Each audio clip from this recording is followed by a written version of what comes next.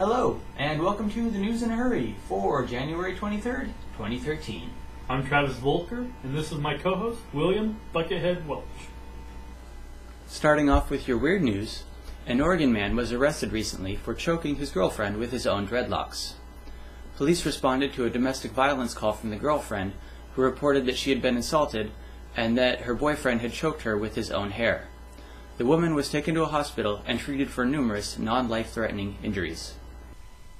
A Louisiana man wore a 5-gallon bucket over his head while he robbed a place of his former employer. Surveillance footage shows the man struggling to see out from under the bucket. Later, police identified him and arrested him in his home. Moving on to science, black carbon seems to contribute to global warming significantly more than previously thought. The Journal of Geophysical Research published a study which indicates that the heat-trapping power of black carbon is more than twice what was previously thought. This makes it second only to carbon dioxide in its contribution to global warming. Black carbon is commonly produced by diesel engines, kerosene lamps, primitive cook stoves, and wildfires. Lance Armstrong admits to doping in an interview with Oprah Winfrey. Lance admits that blood doping and EPO assisted him in each of his 7 Tour de France championships. Professional golfer Phil Mickelson made comments and later apologized for those comments regarding decisions he needs to make to find some tax relief. Mickelson currently lives in the state of California, which has higher than average taxation. Professional golfers before Mickelson have moved to states like Texas and Florida, which provide greater tax sheltering. Now in health, a study from the New England Journal of Medicine shows great promise for an unsavory cure. The study showed that a fecal transplant from a healthy patient cured up a bacterial infection more reliably than the standardly prescribed antibiotics. The study focused on one particular bacteria, which causes diarrhea, nausea, and cramps, which can sometimes lead to death. Researchers don't know exactly how the transplant helps fight the infection, but suspect that it has something to do with restoring a natural balance of bacteria in the subject's gut. 45-year-old twin Belgian brothers opted for death via euthanasia once they were told they were going blind. The twins, who were born deaf, have been put to death. This has created quite the uproar in the UK.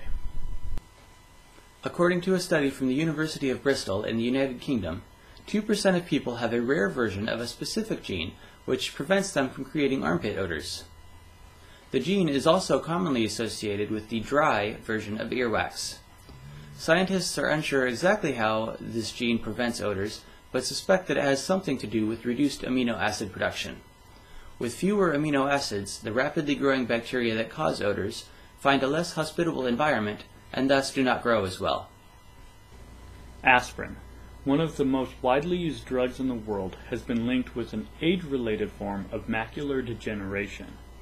Researchers in Australia found that regular users of aspirin are more than twice as likely to develop the disease compared to people who rarely or never take aspirin.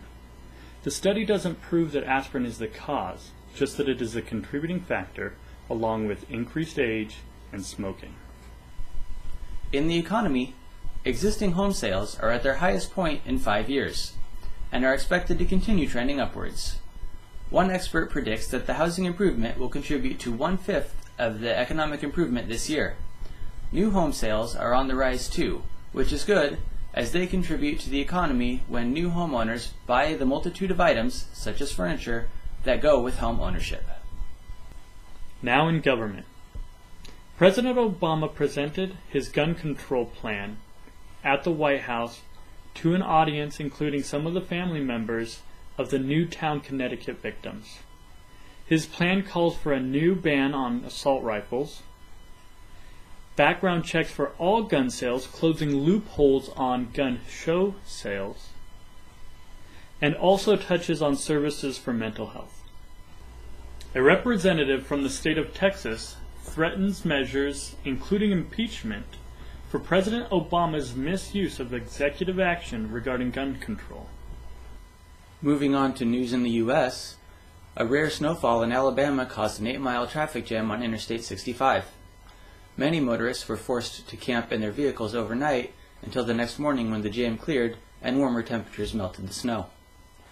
The nearly 4 inches of snow that fell in some parts caused numerous accidents, and 1 death was attributed to the weather. The TSA has canceled their contract with Rapiscan, the company responsible for manufacturing the body scanners found at the airport. Rapiscan lost the contract due to failure to meet a deadline to develop software that prevented the scanners from projecting naked images. The devices will be replaced by scanners from another company that depict questionable objects on avatar images instead of the passengers themselves. Another disturbing shooting occurred, this time in New Mexico. A teenager is suspected of killing his mother, sister, infant brother, and father in their home. He then later went to church, where after a few discussions, church members informed the police. 10 minutes later, the sheriff's deputies arrived at the boy's home. He had also been contemplating going on a shooting spree in Walmart for weeks, and possibly killing his girlfriend's parents after his own. The only stated reason for the rampage from the boy was that his mother had upset him. More than a month ago, North Korea launched a rocket into orbit. The ostensible purpose for this was to place a satellite in orbit for peaceful purposes, but many suspect that North Korea used the launch as a means to test ballistic missile technology.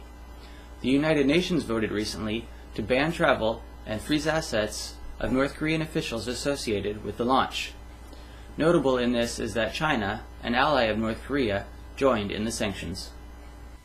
And finally, for some feel-good news. George Lucas, who recently sold Lucasfilms to Disney for $4 billion, says he plans on giving the majority of that money to an educational foundation.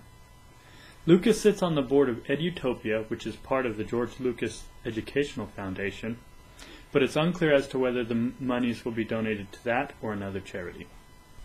And that's all for your News in a Hurry. If you have a story suggestion, you'll find our email in the description. Don't forget to subscribe so you don't miss the show. Thanks for watching.